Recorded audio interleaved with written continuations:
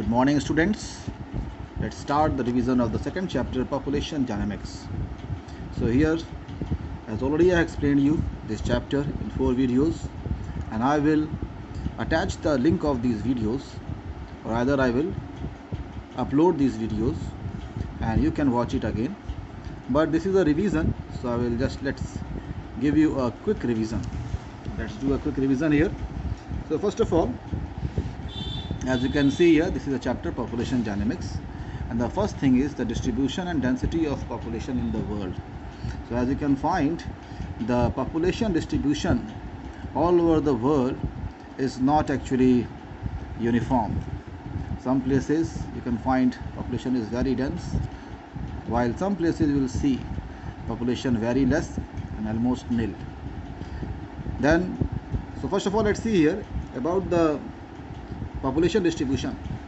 And as you can find here, according to the population distribution, there are 3 main zones can be identified. The first is the densely populated region, second the moderately populated region, the third is the sparsely populated region. Now the densely populated region, if you find, there are the areas, the countries like China, Japan, India, Bangladesh, Pakistan, Sri Lanka, Indonesia, Malaysia, Thailand, all these Asian countries. Here the population is very, very dense. Then in the European countries also you will find in the UK, France, Italy, Denmark, Holland, Germany, Belgium, European Russia and Ukraine. Here also population is very, very dense. Now what is the reason? Reason is the industrialized countries. Well, we will discuss it afterwards. Then another is then again in USA also, northeastern USA, these are the countries, actually the area where the population is very, very dense. And the second is the moderately populated region, and here you will find this moderately population is found in the places like central parts of USA and Canada, then the Eastern Europe, southern Russia and Ukraine, central and northern China, the Deccan Plateau of India, that is the South India, plateau of Western and the Central Asia, and the grasslands of Argentina and the Brazilian highlands, Brazilian plateau, all of you know, it is also called Brazilian highland. So here the velds of South Africa, grassland, it is a grassland, temperate grasslands in South Africa is called velds. Then in Australia there are the downs, right? Well, these are the areas the population is moderately, it is a moderate population. Then the third zone is the region of the sparsely populated, means sparsely populated regions, and you will find as you can see, all the hot deserts and the cold deserts names are given here, all the plateaus regions, then all the mountainous regions are here, then again the polar regions, right, equatorial rainforest. These are the places you will find they are very, very experience a very extreme climate, and this is why the population is very sparse. Next is the population density. Now what is the population density? Population density, as you can find here on your screen, it is given here the definition. Population density is the measurement of a number of people in an area. But how we measure it? So population density actually is measured by taking the average number of people, means the total number of people in that country or in that region, and it is divided by the total area of that country or region. So this is how actually the population density is measured. Now let's see here some important topics now. First is the overpopulation. Now you will study about first of all we are going to see about the overpopulation, the meaning of overpopulation. Now let's see what is the meaning of overpopulation. Overpopulation means where the population is actually more than the average, and there actually the natural resources they fail to just back up or to support the population, so that is called overpopulation. Now here there are countries, and 10 countries names are given here, as you can find there on your screen. Here is China, India, United States, Indonesia, Brazil, Pakistan, Nigeria, Bangladesh, Russia and Japan. Now these countries usually they are having a very high population. So we are going to see here about the causes of the overpopulation first of all. Then we are going to see about the problem and impact. So first of all, the causes of overpopulation. So So here, what are the causes? The first is the decline in the death rate. Now in these countries we will find the already what you have seen the list. Because of the development, actually the death rate has gone down, because these countries are either developing or developed countries. So economically they are very strong, very strong countries, right? And so here, this is why the decline in the death rate actually is being experienced here. We can find here, and this is the reason these countries they are experiencing the overpopulation. So second is the better medical facilities, because these countries they are having a very sound economic status level. They are a very good economic, strong economy, and that's why they can provide a better medical facilities to their citizens, and this is why the population has increased.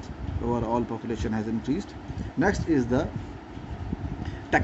technological advancement in the fertility treatment. Now because these countries now they are developed or either developing countries, now here usually the advancement in the fertility rate, the technologies, so that also enable so many parents to bore children, and so that is also one reason of the overpopulation. Now next is, so these are the three actually causes we have seen for the overpopulation.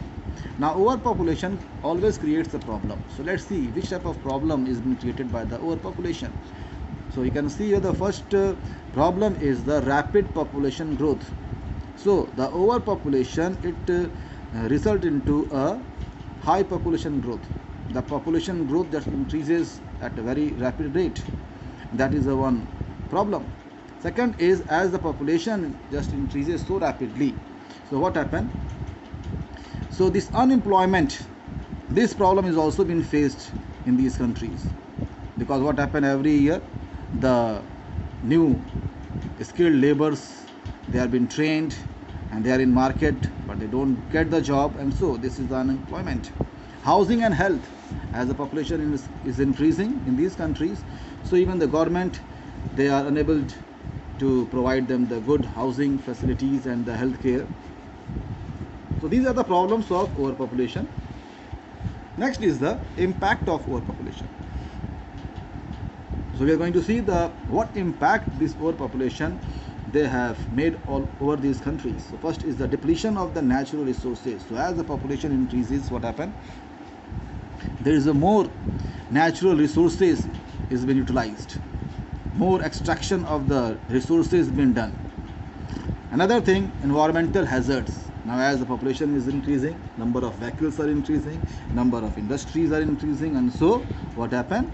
The population, these overpopulation creating pollution, and this pollution it causes environmental hazards.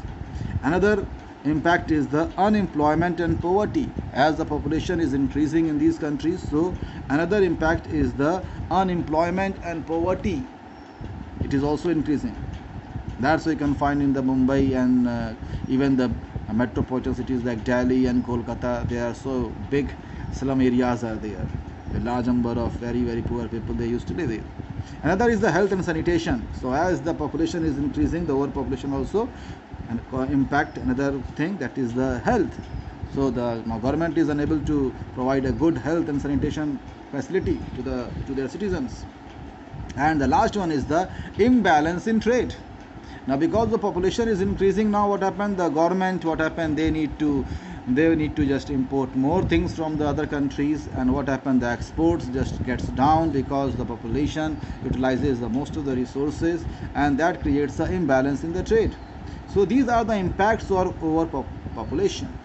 Now next is the underpopulation. So as the word suggests, underpopulation means the population too less, too small population, right? And this is also one problem.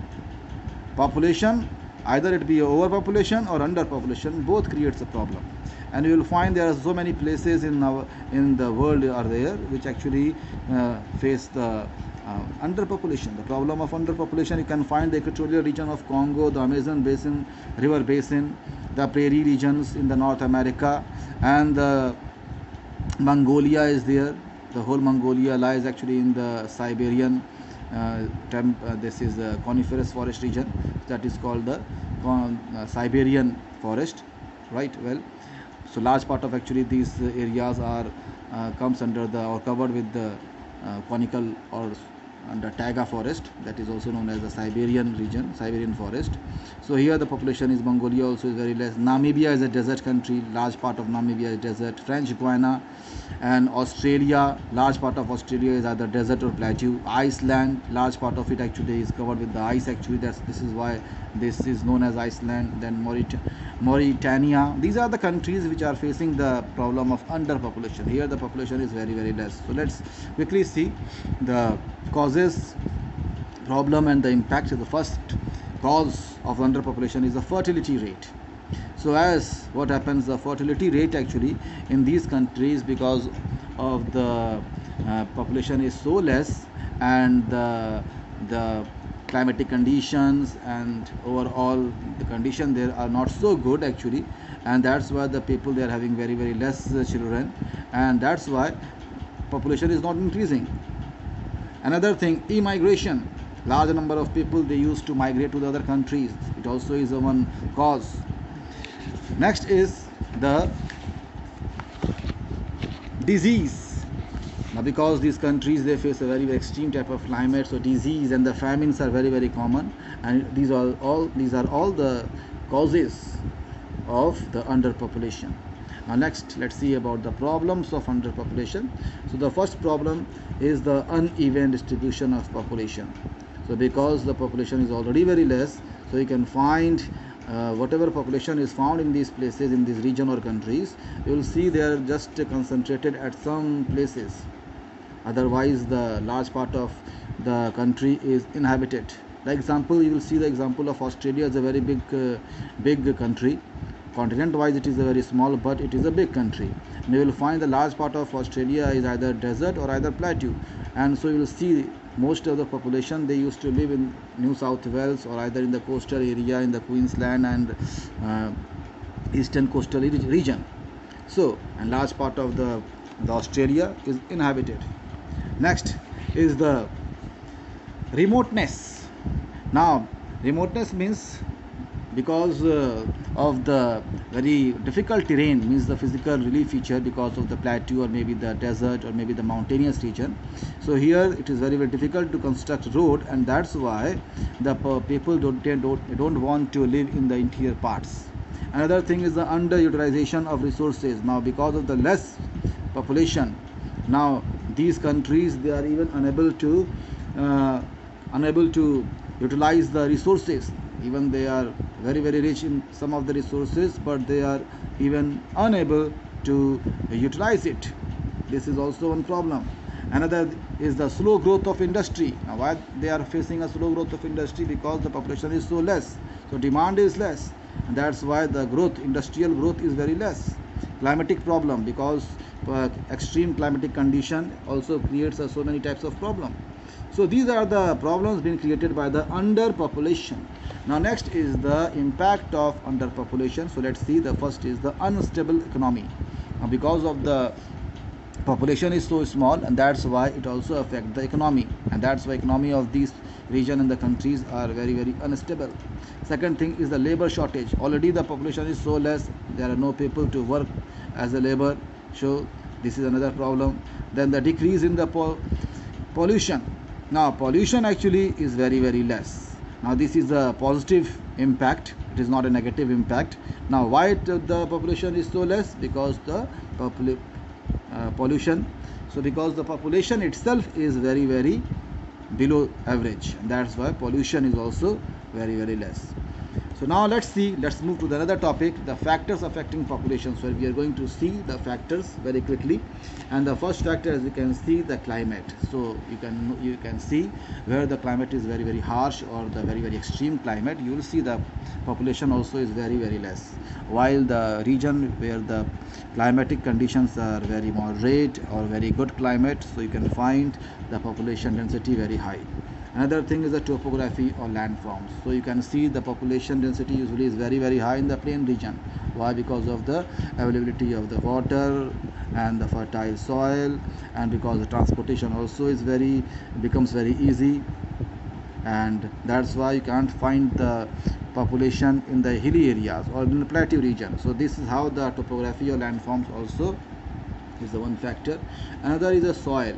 Now the soil, you will find the most of the population is very dense population, especially in the river valleys. Why? Because the river valleys, they are having very fertile soil, and plateau and the mountains, because they don't have the fertile soil, that's why population also is very less. Another thing is the water, availability of water. Without water you can't imagine the life, and so wherever the water availability is there, and you can see population also is very big population. While wherever the scarcity, like in the desert, you can find no people living, almost inhabited areas. Next is the availability of resources. Now resources, wherever the region which are very rich in the resources like the iron ore, coal, or maybe the other resources, so you will find the population also slowly it grows, and many cities develops there. Like in India also you can find Chota Nagpur plateau, right? Well, another thing, the size of the country also matters. If the country is very small, so what happen, or very big, it also affect the population.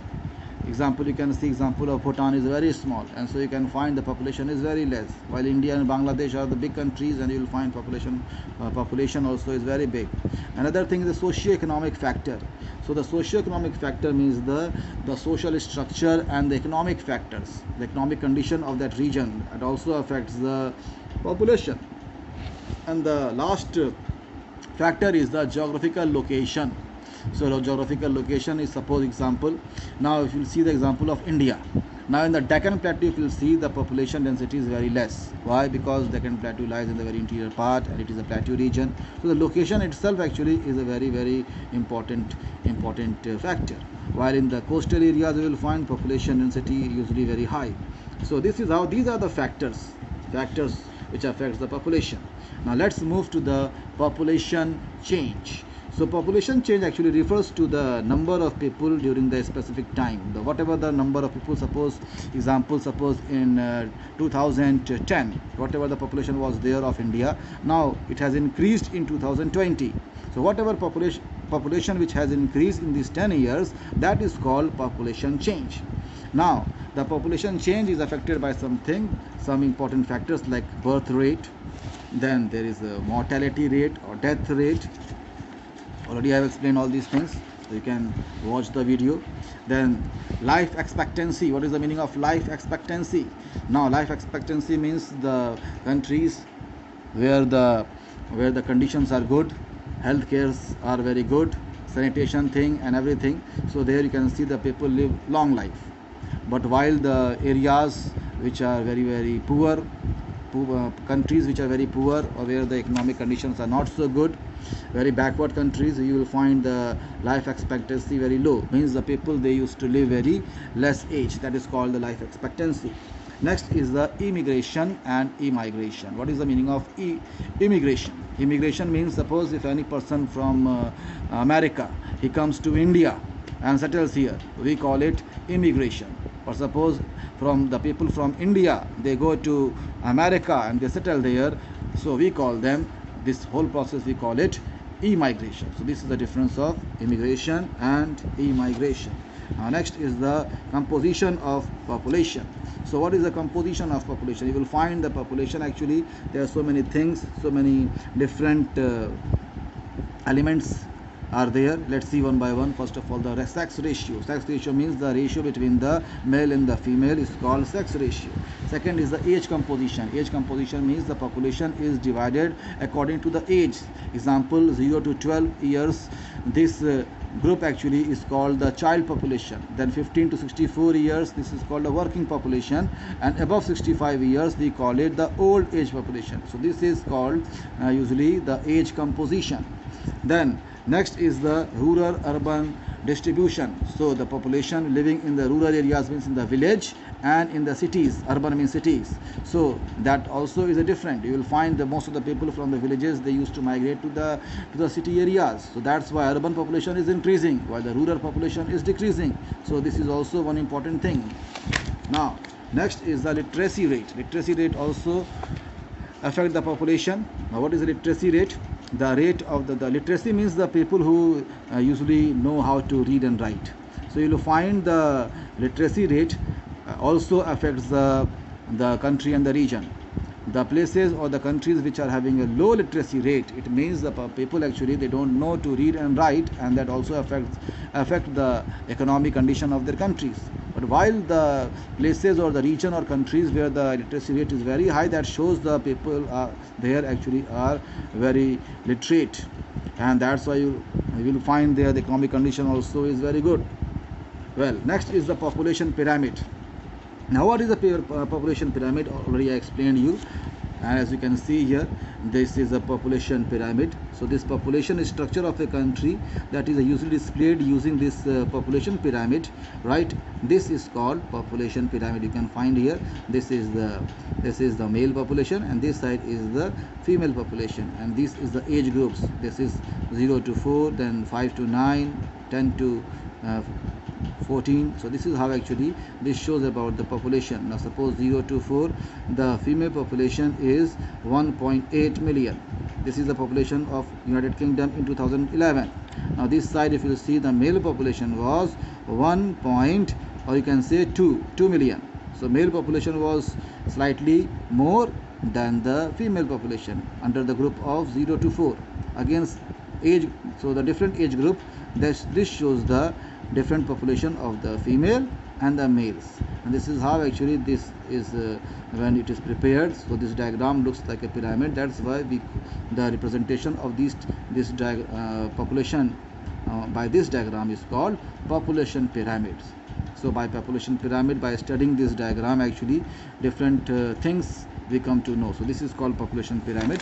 So this chapter is over. Already I explained you about all these population pyramid. You can see the videos. Okay, all the best. Thank you.